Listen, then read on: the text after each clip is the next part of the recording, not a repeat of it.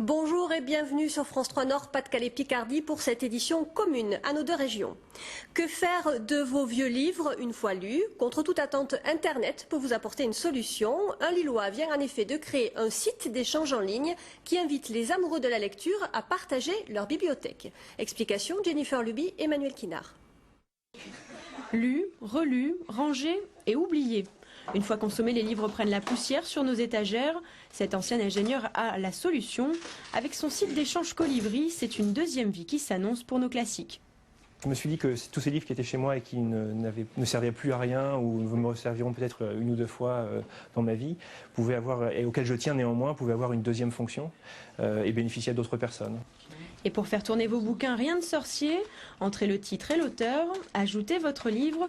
Les plus pressés opteront pour une simple photo de leur bibliothèque. Il ne reste plus qu'à attendre l'appel du futur emprunteur. Dans un café, n'importe où, n'importe quand, le troc de livres, c'est l'occasion d'échanger sur ses passions et de faire des économies. Hello, ça va bien? Ouais, super.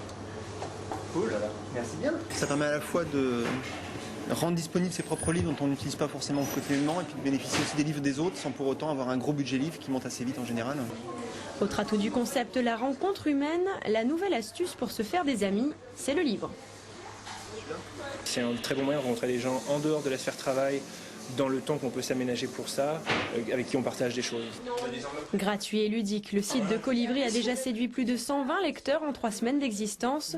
Son créateur souhaite le voir adopté par les associations, les écoles ou encore les entreprises, avec un seul but, passer du monde virtuel au monde réel.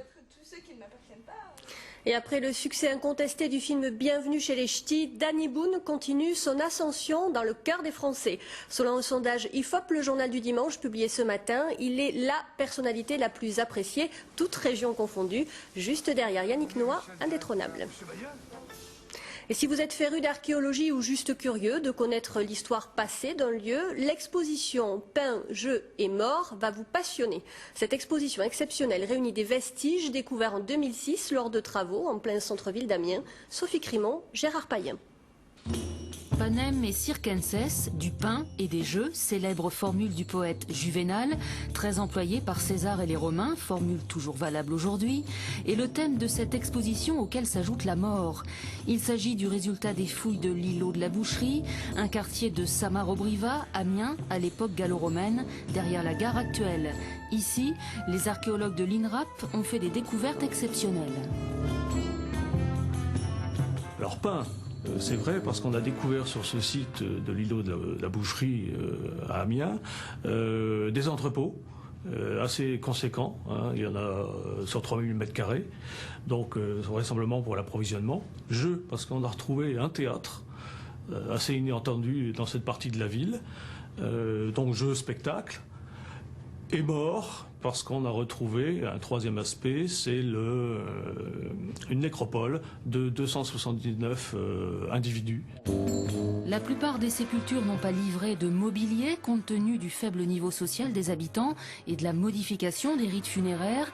Quelques tombes renfermaient tout de même des bijoux, des vases, de la verrerie, des pièces de monnaie pour payer l'obol à charron qui permettait d'accoster sur l'autre rive dans l'au-delà. Et c'est ainsi que s'achève cette édition. On se retrouve ce soir, 19h.